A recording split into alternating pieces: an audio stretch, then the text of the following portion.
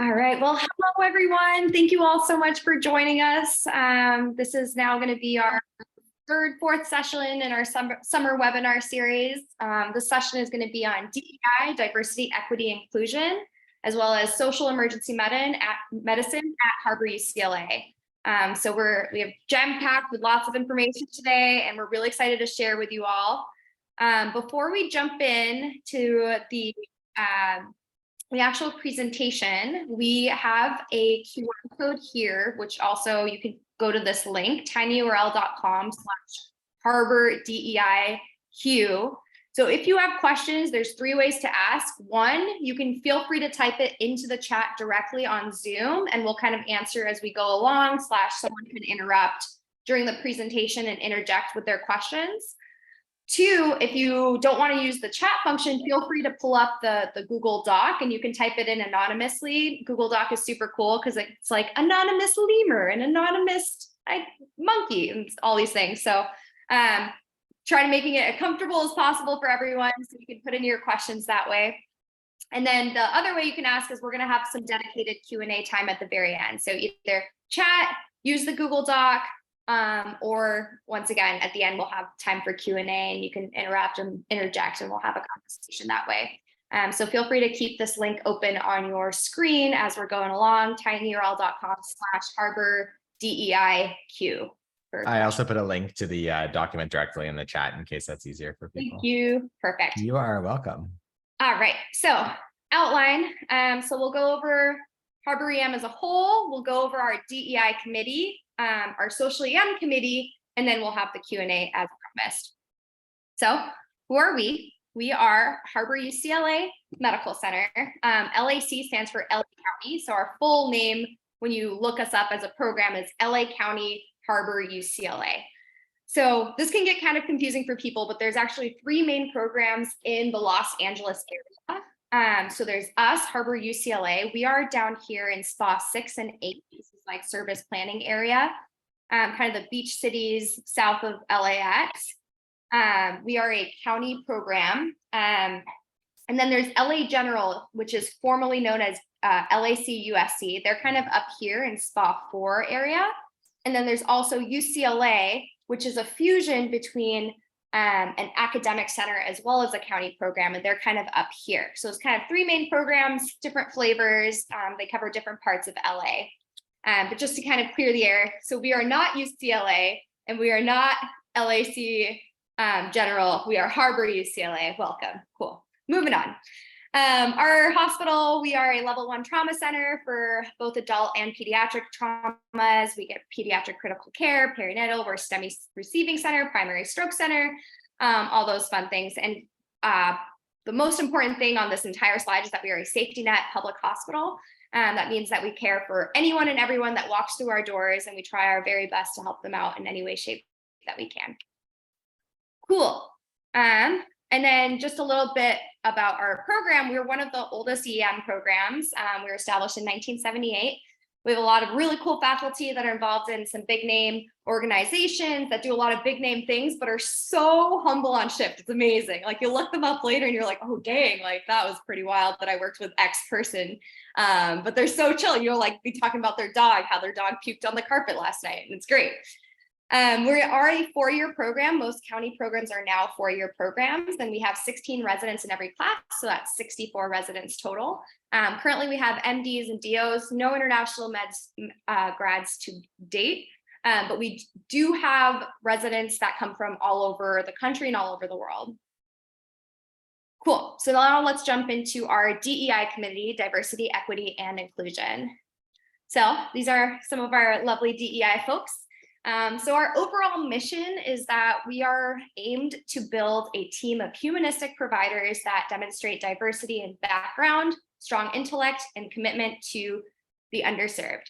So we're primarily resident run, but we're faculty backed. And over the last 2-3 years, our DEI committee has actually like exploded in size and also exploded in the amount of work that we've been doing as well. But one of the most important things we want to have with you all is an open and honest discussion, and we want to be as transparent as possible. Because our goal for you is that you end up at the right program for you. whatever that entails. If your priorities are to be next to family, if your priorities is to have a really supportive residency program, X, Y, and Z, we want to kind of put everything out on the table, show you what we can offer, and show you our pros, things that we're awesome at, and also things that we're working on, and kind of see what your thoughts are on that. So just want to be as open as possible. So one of the things that we are working on is that currently our resident and attending demographics do not match our patient demographics. This is a problem that's been kind of spanning across medicine as a whole, as well as emergency medicine. But we're also trying to work on it and address it, just because we know that healthcare is better delivered when our staff actually mirror our patients. So this is one of our top priorities that we're trying to actively work on. Our ancillary staff, so our ED techs, our EKG techs, our nurses, their staffing demographics mirror this very well. They actually mirror the patients very well, a lot better than we do as the residents and the attendings. It's not something that we just want diverse residents, it's something that we need and that we're actively recruiting and supporting. Because at the end of the day, our patients deserve the best care, and a diverse workforce is what's going to give our patients the best care. So this is something that we're all incredibly passionate about, if you can't tell. All right, so one of the things we've done this year is we've restructured our DEI committee. So now we have three main components. So the first one is patient care and community engagement. Second one is recruitment and retention. And the third one is education and training. And so we'll break down what each of these three components mean and kind of some of the work that we're doing there. Great. So starting off with patient care and community engagement. So 2 parts, as you expected, patient care and community engagement. Great. So under patient care, a few different projects that we're working on. One, we have some welcome posters that we're trying to put up across the ED to let people know that regardless of their background, they are all welcome at Harbor, and that we are also, they're eligible to have interpreters, and how to make sure that they get care. Another thing is we're doing training on how to effectively work with interpreters. We'll go into our language demographics a little bit later, but over half of our patients do not speak English as their first language. So one, making sure that people are using interpreters when needed, and two, that they know how to use the interpreters correctly. We have both in-person interpreters for Spanish, as well as over the phone for all sorts of languages. Getting some fact sheets together, some abortion care resources, as well as some LGBTQ care clinic and resources as well. So those are a few things from our patient care front. This is the slide as promised. So over half of our patients have limited English proficiency. The vast majority of those are Spanish speaking, but you also get a sprinkling of Korean, Armenian, Tagalog. I've used Arabic a couple times on shift, so there's definitely a wide range. We need Spanish speakers, por favor, 100%. We need Spanish speakers. This is like something that is near and dear to our hearts, where so many of our patients come from Latinx backgrounds, and it provides better care if they have providers who come from similar backgrounds who are able to speak fluently in Spanish. Once again, we do have the in-person and on the phone interpreters, but if you speak Spanish, this is a skill that is highly, highly, highly sought after, especially for our program. Great. Next up, we have community engagement. So this is really cool. We have a lot of pipeline programs that we've been working on. So there's a few local high schools that we have partnerships with. So there's Gardena High School, Lawndale High School, and King Drew Medical Magnet School that we're working on helping their students. We're doing like sex ed education there. We're doing Stop the Bleed, CPR training. We're also doing some mentorship. So that's been really fun. We also have the AIM program with Charles Drew University. So AIM is Acute Inpatient Mentorship. And basically, this is a program aimed at first and second year medical students who are in an HBCU, which is Charles Drew, historically Black college and university. So it's mainly Black and Latino medical students, helping them prepare for clinical rotations before they actually hit the ground running for their clerkships. So making sure they know about like the hidden curriculum and also things, hardcore skills like suturing and scrubbing in and things like that. Just because a lot of them don't have family members that are in medicine, so they don't necessarily have that leg up. So this is a way to kind of help them out from that side. Another program we're involved with is the SOOTH program with family medicine. So that's the Summer Urban Health Fellowship Program. It's a 6-week program in the summer ran by the Family Medicine Department. And they have students from a whole range. They have high school students up until undergrad and medical students. They work on different social EM curriculums. They help them learn things like stop the bleed and bystander CPR. And they do lots of various programming to help them along their health science careers. So it's also a really great program that we help with. There's the All Flower Clinic, which is one of the street med groups that provides care to unhoused communities in South Bay, Long Beach, WeHo. One of our ED nurses is really involved with them, and she's lovely. Love Paige, she's great. Tijuana Clinic, we have the clinic that we partner up with other programs to go down to Tijuana, Mexico, to help with refugees, and they have a lot of patients down there as well. Sorry, lots of information, lots of me talking. So that kind of covers the patient care and community engagement side. Next up, we have the recruitment and retention.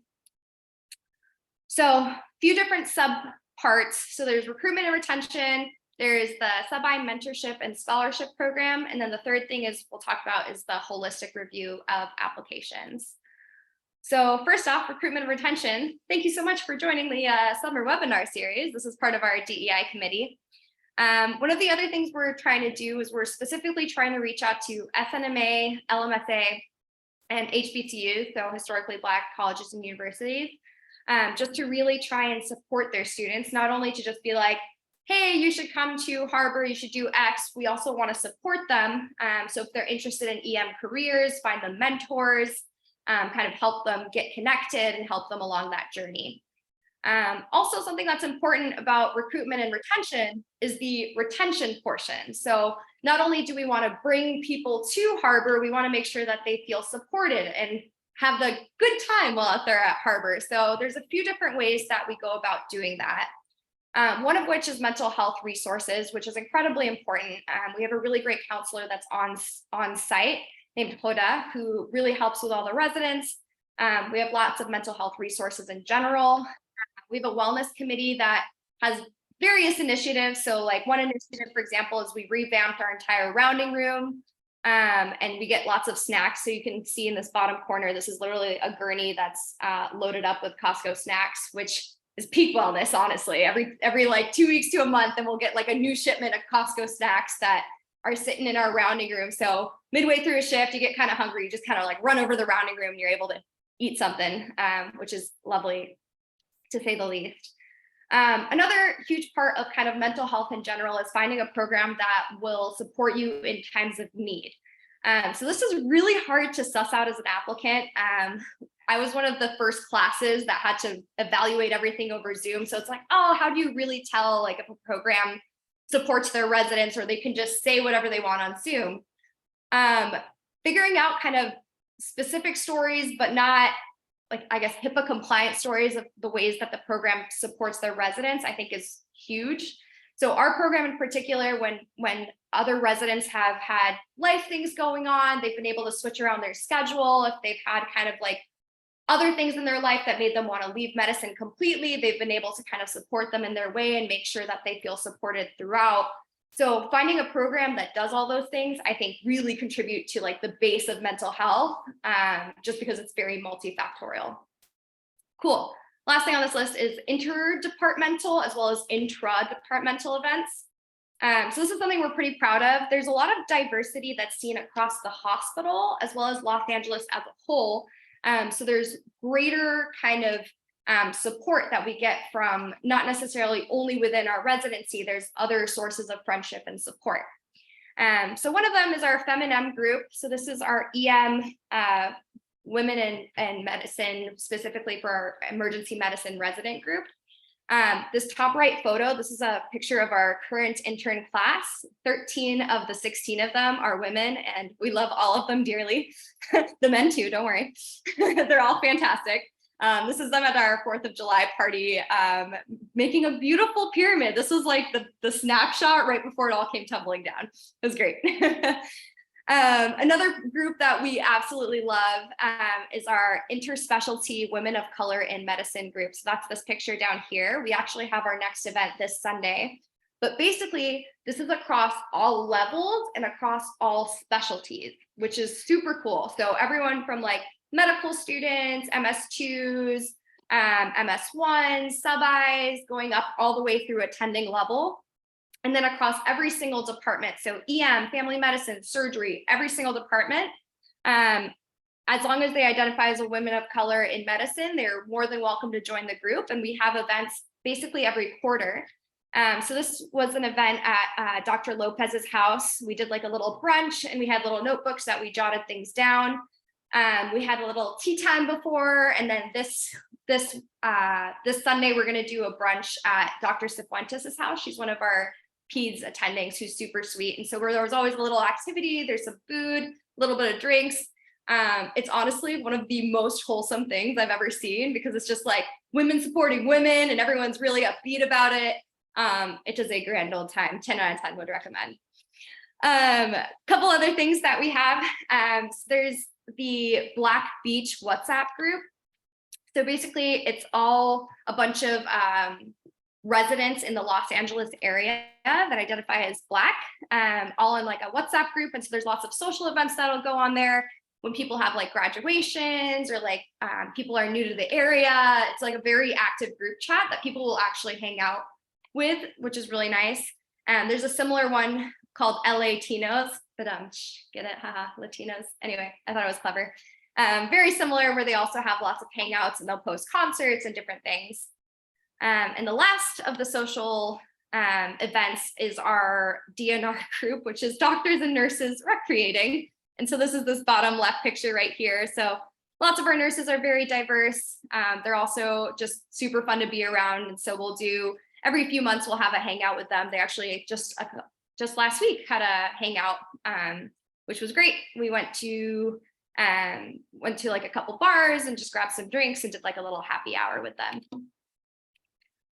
Whew, that was a lot of talking, a lot of me talking, but thankfully Leolia's up next. Thank you, Joyce. That was wonderful. My name is Leolia. I'm one of the third years along with Joyce. Natalie Hernandez, and I, who is on shift and was able to make it today, lead the DI committee.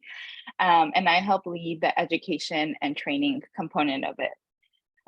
Within the education training component of it, again, a lot of this is going to be a very brief overview. There's a lot to cover within an hour, but we're happy to go into detail with anything y'all are more interested in. So one of the things starting out this year is thinking about our department, education and culture. We have discussed doing a climate survey within the department and identifying areas of improvement within our faculty as well as in residents.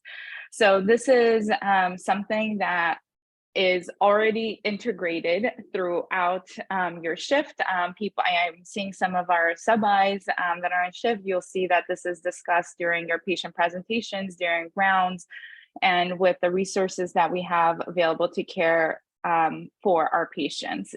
It is an everyday part of our work at Harbor.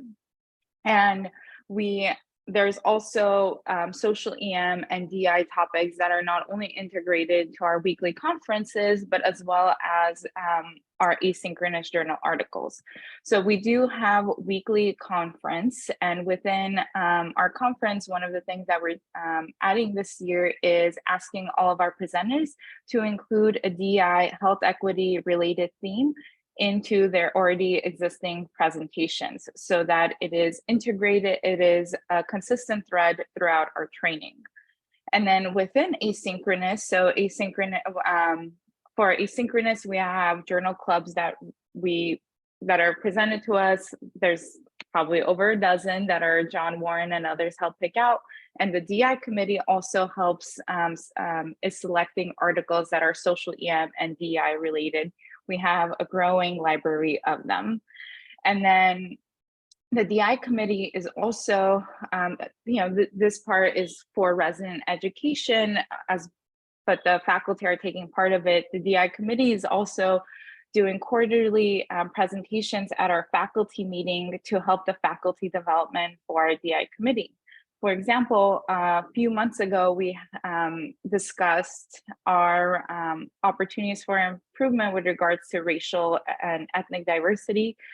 And our faculty was, it was the DEI co-chairs, and our faculty was very open and receptive, and everyone recognized the areas of improvement and was also very willing to step in and step up and be like, okay, what can I do to help? Our next faculty meeting will be coming up, and we're going to be discussing ways to interview residents and applicants and how to decrease bias. We also started a social EM journal club over the last year that is going to be happening quarterly. We had our first one on abortion care and reproductive justice. As you all know, unfortunately, this has been a hot topic, and discussing what our role, how we can best advocate for our patients in the emergency room and what the available local resources are. From that, we generated the abortion care. At Harbor, we provide our OB/GYN team is able to provide abortions to everyone and anyone within, I mean, if they're eligible, everyone is eligible to get abortion care at Harbor. But we also found local resources for those that might not be able to follow up at Harbor or have other preferences. Are some of the topics that will be coming up for our future journal clubs include substance use disorder, immigrant health, and violence intervention programs. And these, we will be sharing these with applicants as well. If there's a virtual and an in-person component, if everyone is welcome to join. And my co-resident, wonderful Dan M, and I lead our Social EM curriculum. And in that picture is also Manny Singh, who is our amazing clerkship director. So for our social EM curriculum for the sub-Is, at the beginning of the rotation, there is an hour lecture regarding social and structural determinants of health, and also the local social EM resources. And we do that so that people have varying exposures to social EM, social determinants of health, so that the students who are rotating have a similar framework in how we approach that at Harbor, and also learn about the local social EM resources to help advocate for our patients. We presented our work at CORD, and then this curriculum is going to be further developed. We recently applied for a grant to hopefully get more resources like iPads so that the medical students, for example, can use along as our patients. And then towards the end of the rotation, students do a reflection activity where we discuss some of their patient encounters. And then we also ask students to look into what some of the, identify some kind of intervention, whether it's at a local or national level, that could help the patient. Students also do a social EM, an extensive social EM related interview to explore more of the social and structural determinants of health.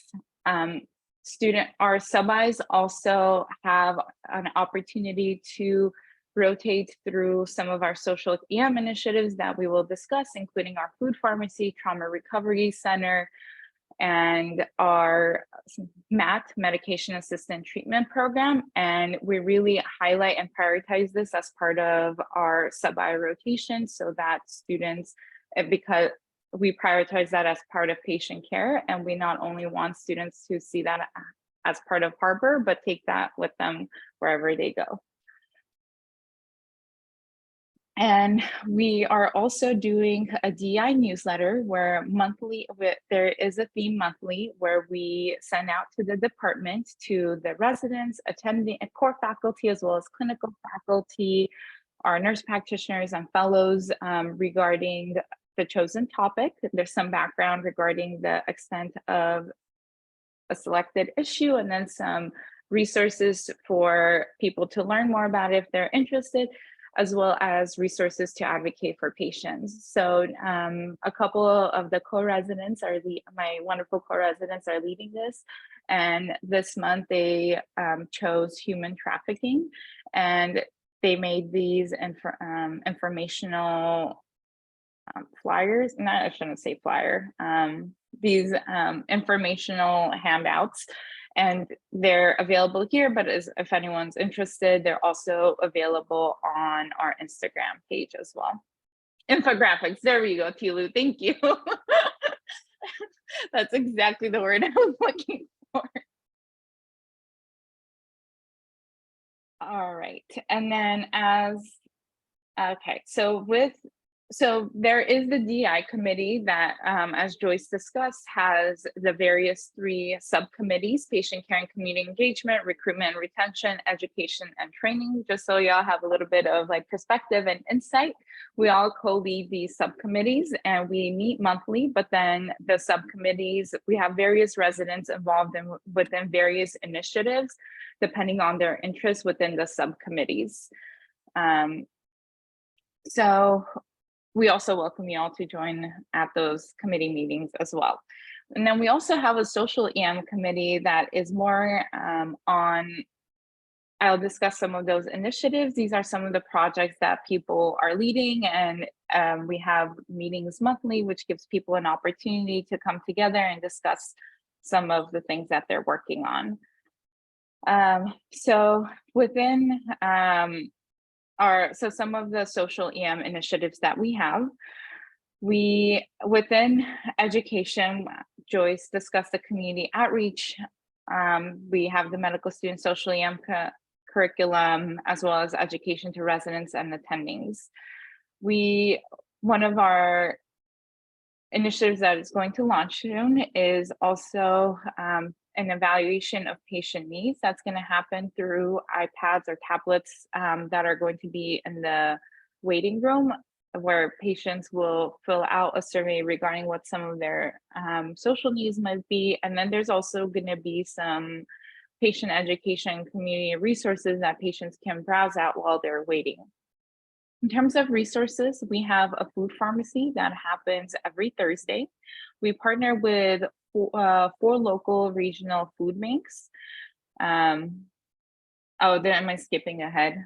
I'll get to that. We have our trauma recovery center, substance use disorder, as well as LGBTQ care and resources. So within our one of our alumni, Lauren Freiling, who graduated a couple years ago, created this absolutely phenomenal social EM rotation that we all do as second years. It's 2 weeks, and it gives us a chance to have direct experience with some of the community resources we're referring patients to.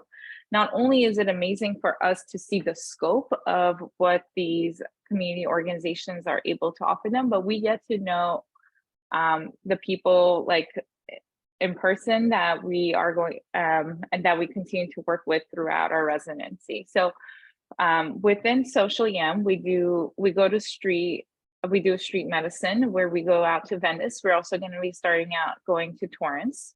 We also volunteer at the food pharmacy, which we help with food distribution. We go to Homeboy Industries, which some of y'all might be familiar with. It is a program for people who have been previously incarcerated or previously involved with gangs, and it's a training program that gives them different resources, as well, including education and career training. As part of that, they also do tattoo removal that we can help out with during their clinics.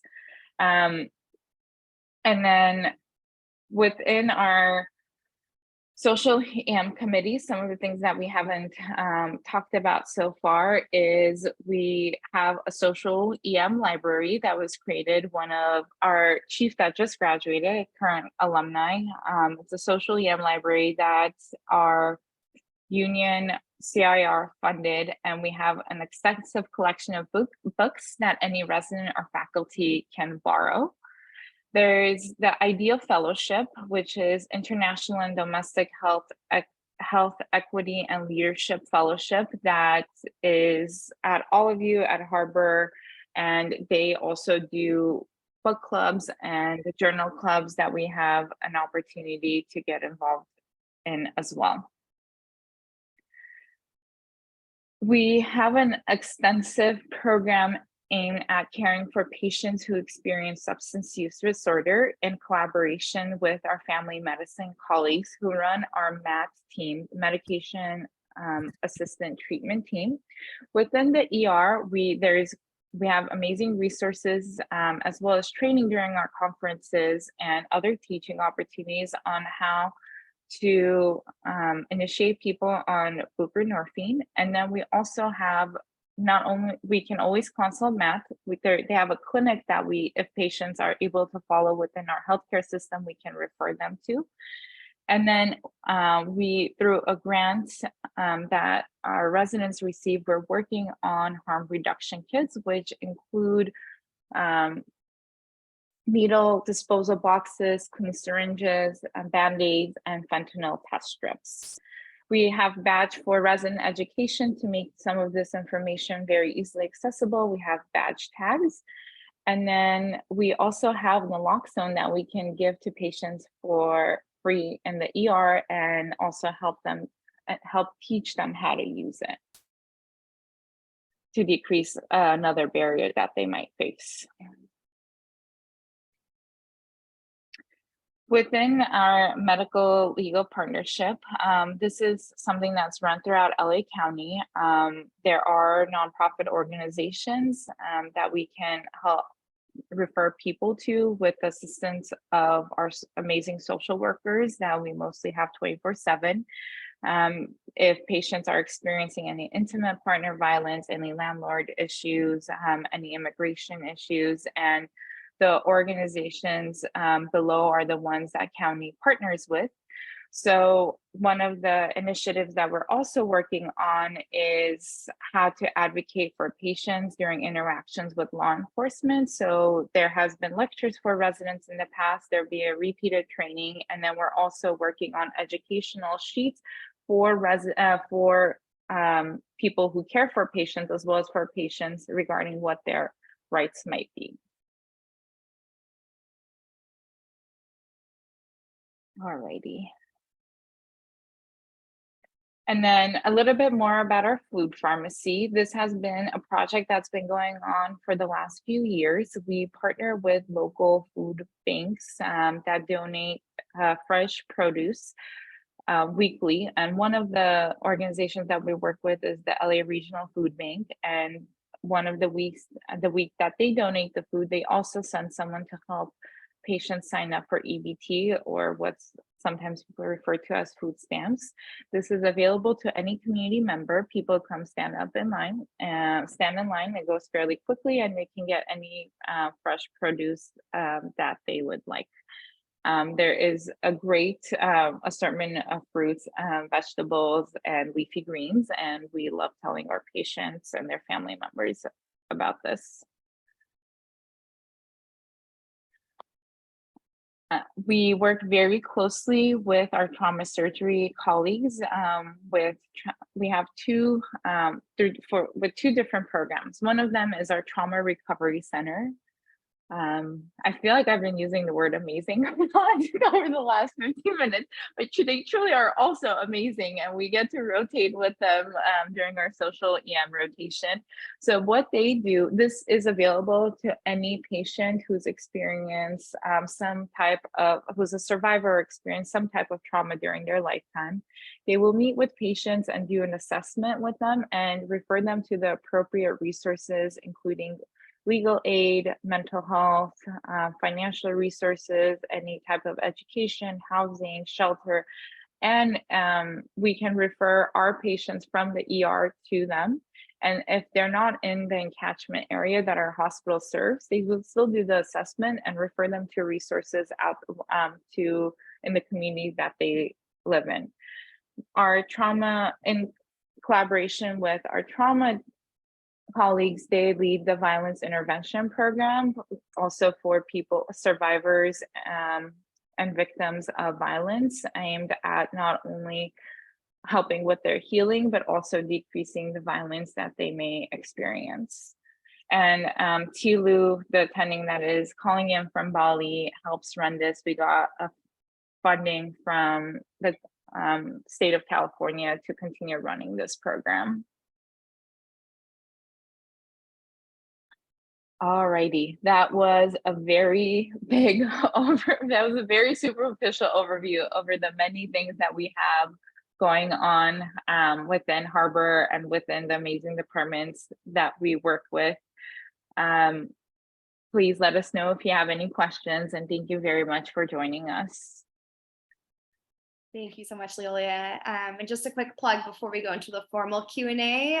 So this is part of our summer webinar series. We have a couple more sessions coming up. Next one, September 6th, 5 to 6 Pacific Standard Time, like this one on Wednesday as well, Why Harbor. And then October 4th, we'll go over some interview tips and tricks right before you launch into interview season. So keep an eye out. If you got an email with the link today, that means you're on our formal email list. We will send you the link for the Zoom for those as well. If you did not get an email, you got the Zoom link from someone else, feel free to scan this QR code and then you can join our email link and you'll make sure to get it next time.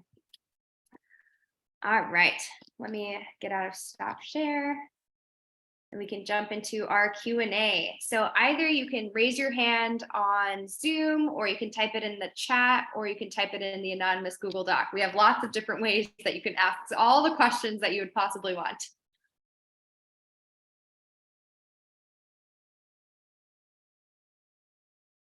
Catch up on the chat in the meantime.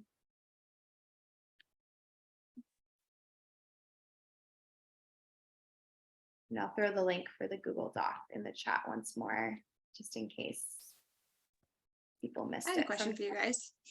Mm-hmm. Yeah. What are some things you wish you knew before starting or going into residency? And what are some things that you, I guess, would recommend as takeaways now that you have been in residency? A great question. Any of our residents would like to take that question on?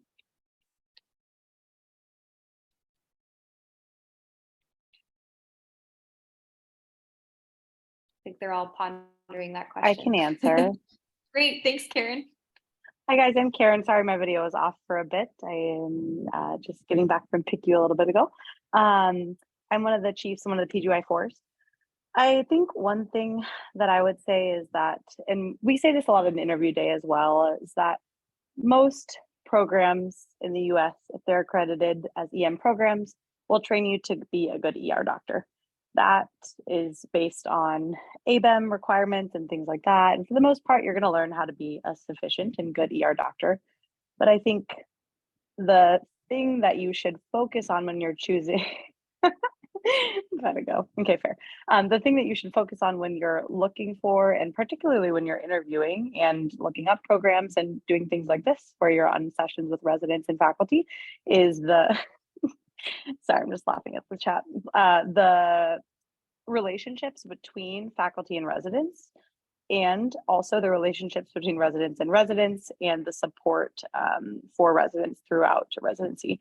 I think when I did a sub-I here and other programs, the thing that I realized, and even during interview day too, at different places, is that you can really tell quickly which programs truly care about the residents and truly support them at all times, and listen to their feedback and make changes accordingly. And so I would ask people, like, what changes have been made in your program in the past few years? Has anything changed in the curriculum based on feedback? And also just, I think you can kind of tell from our chat and our attendings calling in from, out of the country, how invested people are in each other's lives. So that's important. Great, thank you so much, Karen. Any other comments to that question / other questions?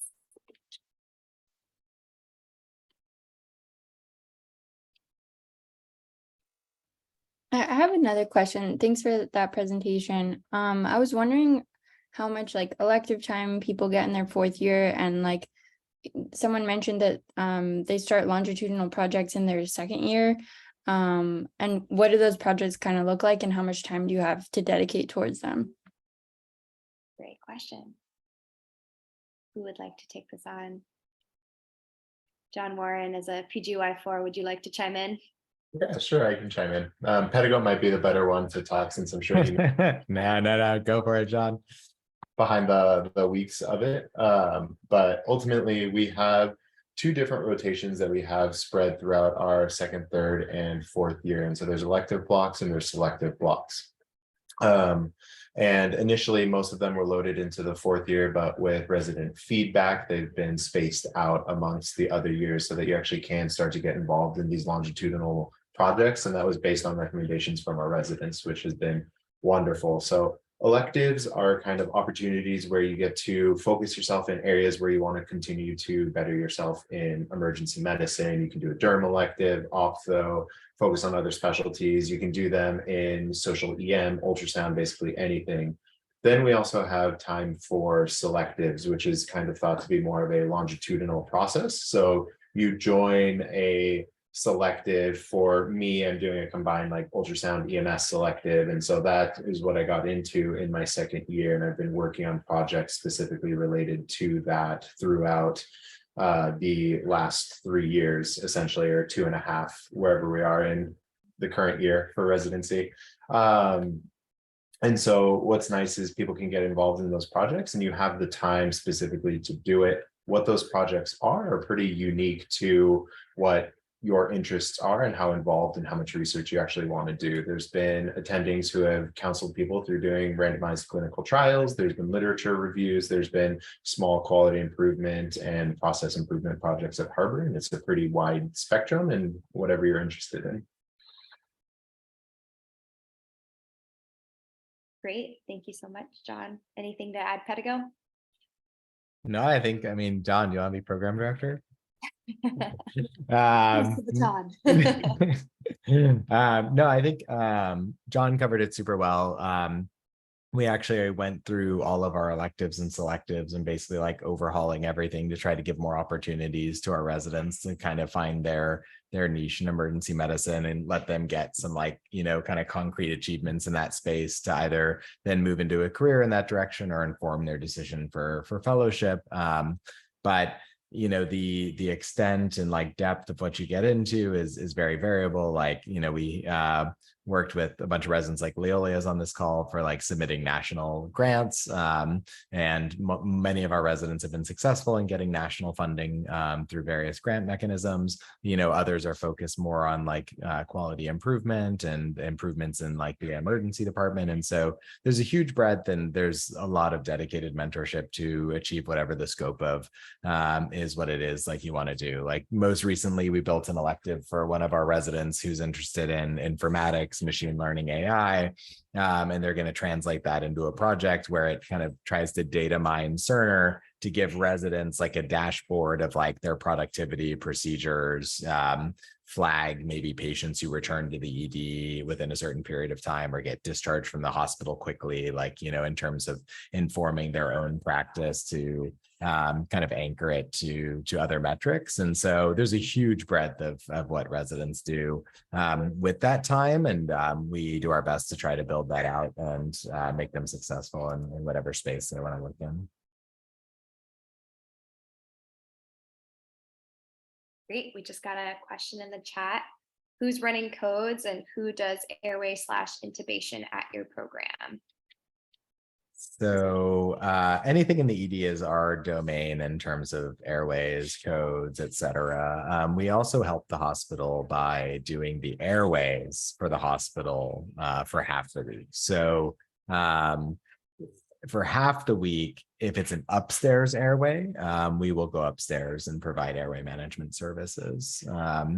The other half, the upstairs airways, just to be clear, not in the emergency department, but the upstairs airways are covered by anesthesia. But we do cover the upstairs airways for half of the week.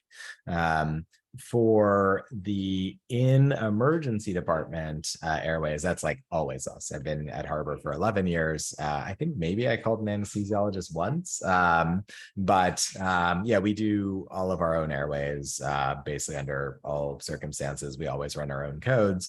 The only like kind of sharing is caring thing is we do have an agreement with trauma that for trauma activations that some of the procedures like chest tubes, et cetera, are split based on medical record number. However, airways and running the primary and secondary survey and directing the resuscitation, like that's always us.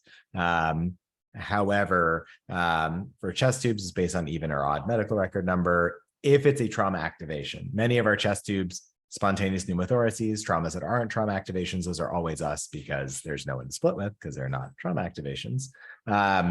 My preference during a critically ill trauma, like I worked a shift and we had multiple traumatic full arrests or peri arrests from trauma.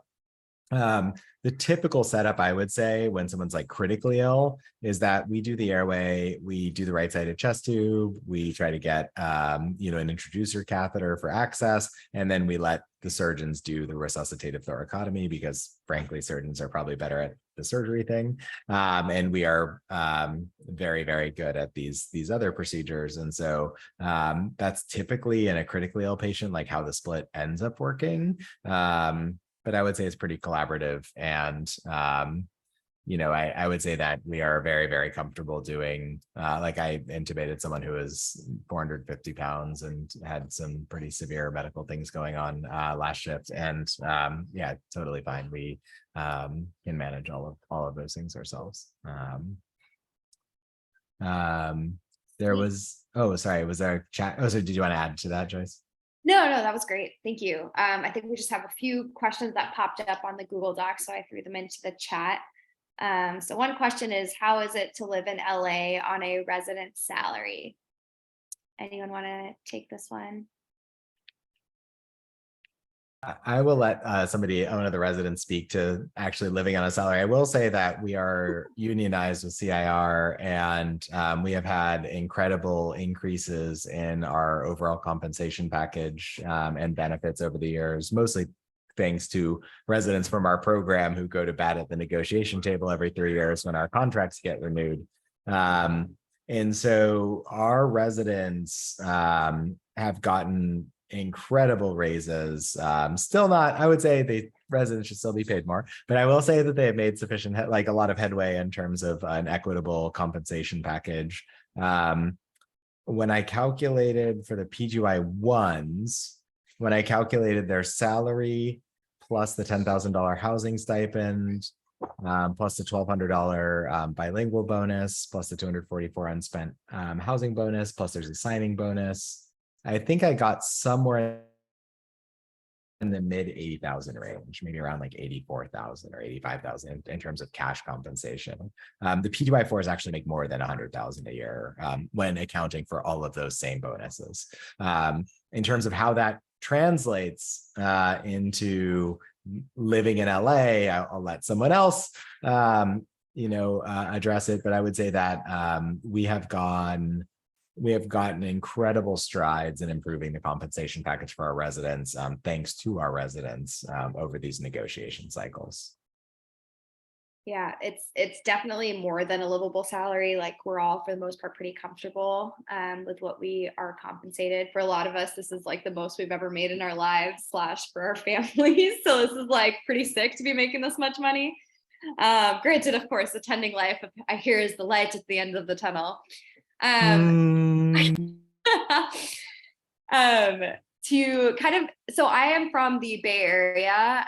So the Bay Area versus SoCal is actually significantly cheaper than the Bay. So like San Francisco Bay Area, like rent prices are exorbitant.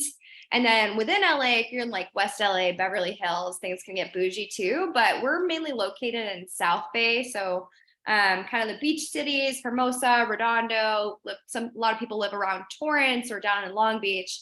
Those places tend to be a little bit more affordable than the bougier parts of LA, which is fantastic for us because shorter commute. So definitely very, very livable. Anyone else have any comments about living in LA / our salaries?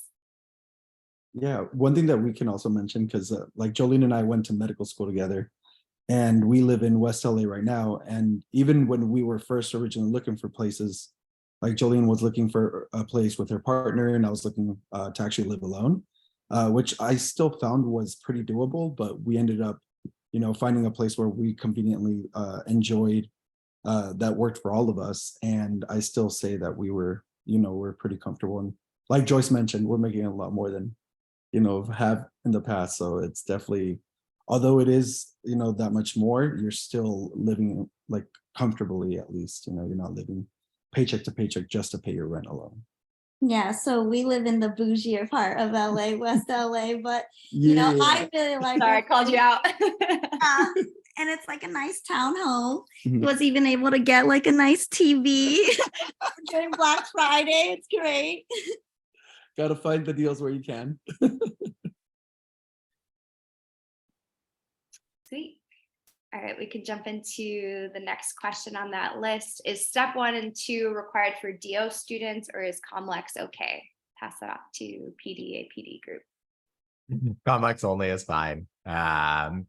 We have DOs every year. We have DO faculty on our staff. And yeah, complex only is fine. Other programs though may not be complex only is fine. And so I would research the programs that you want to apply to make sure that's the case. So you're not kind of like getting yourself out of programs that you might be really interested in.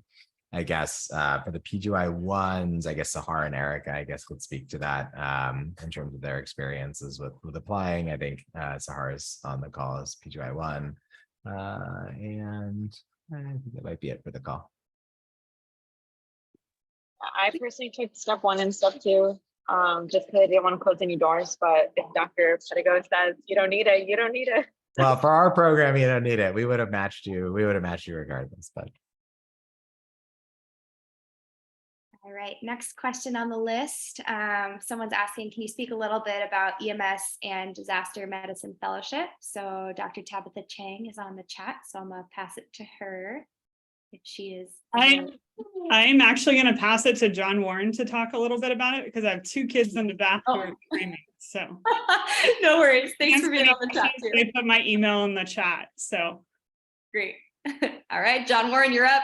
Yeah, so the EMS fellowship here is pretty amazing. We have really, really close connections with the LA EMS agency and the LA County Fire Department, in that many of our faculty are the ones who actually run the LA EMS agency. Dr. Boston is amazing, as is Dipesh Patel, Denise Whitfield, Kelsey Wilhelm, Jake Toy is one of our fellows who will be working there shortly. And I'm sure there are some who I have forgotten. We've had Dr. Marianne Gashai Hill for many years here, who will be entering into her retirement, but she is absolutely amazing and was kind of one of the founders of EMS here in LA County. And so we have great education from them, amazing opportunities for research and education through both of those. And then you will frequently be doing ride-alongs with the fire departments, the lifeguards, air ops, and we have a great number of, essentially each month there's a call where we do education between all of the fellowships throughout California, so that you can continue to learn, see what's being done at other sites. The big thing you'll hear for EMS is once you've seen one EMS system, you've seen one EMS system, because they're all so different and all have such unique challenges. And so you get that opportunity to really see what other systems are doing and what you could potentially provide to wherever you go with your career in EMS moving forward.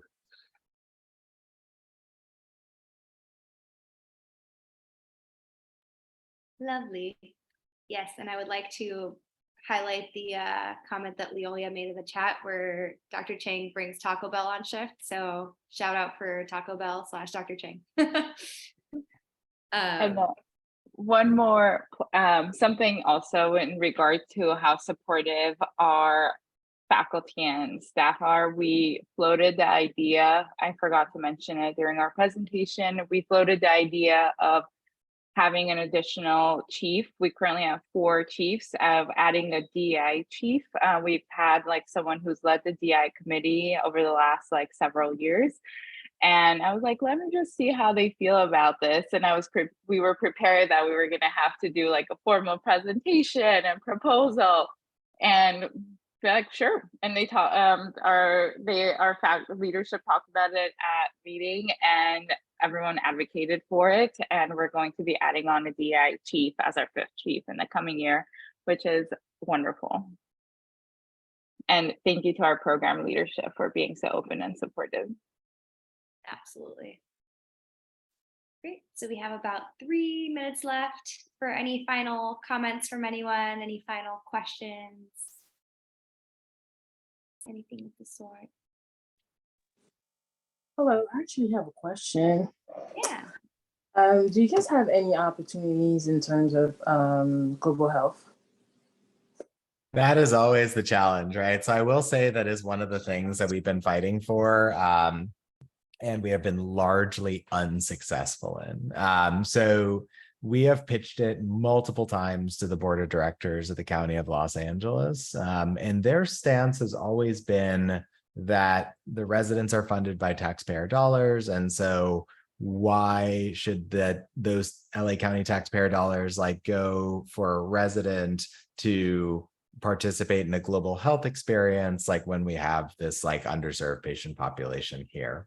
And that has been something where we've essentially been stonewalled a little bit in terms of being able to progress in getting a global health rotation. However, more recently, LA General apparently had gotten approval to do a rotation in Panama. And there is also like a County of Los Angeles kind of like equity thing where if there's a rotation that one site gets, then other sites should be able to have a similar opportunity. And so now that COVID related travel restrictions and new rotation agreements are have lessened, so now we can actually like start to pursue some of those things. I actually literally just sent an email today to be like, hey, like, what's the status of this LA General rotation? And if so, like, we were going to pursue, you know, a sort of equity argument to be like, well, if one county site has it, like other county sites should be able to have a similar experience. Now, that may mean that the only global health experience that we could do might be that one singular rotation.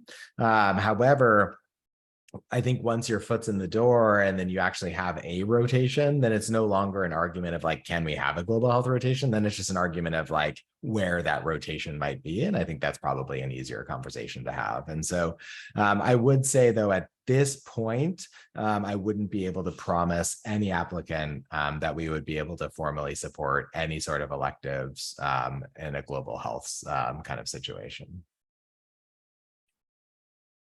And I wish I had a better answer for you than that. Thank you. Junie, I was just typing this in the chat, but it might be easier to quickly say, I also have a very strong interest and background in global health before medical school, during medical school. And I had the same questions when I was choosing Harbor and talked with Dami, who also has a lot of experience within global health. So there isn't like selective time that's protected, but I have like found a global health opportunity that I can just work on remotely, and faculty have been supportive that way too. Dami even did a global health fellowship. I put my stuff in the chat. Junie, if you want to chat with me ever, just like use my email. I'm happy to talk about it. I love like chatting about that stuff. So it's like one of the things that like pains me to say to people, but I found ways as a resident to do things remotely like Leolia did. And I don't think it threw me off in terms of pursuing a global health fellowship. I think you want your background to be solid first, and then you can do the most good in whatever global settings you pursue. So just something to consider. That was beautifully said and a great wrap up our webinar. So thank you all so much for joining.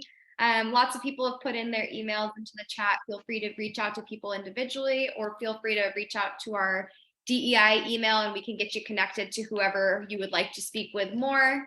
We really appreciate you all taking the time on this Wednesday afternoon to chat with us. And thank you for all of our faculty and residents also to take the time to chat with you all as well. So thank you. Hope you all have a lovely rest of your day. Farewell.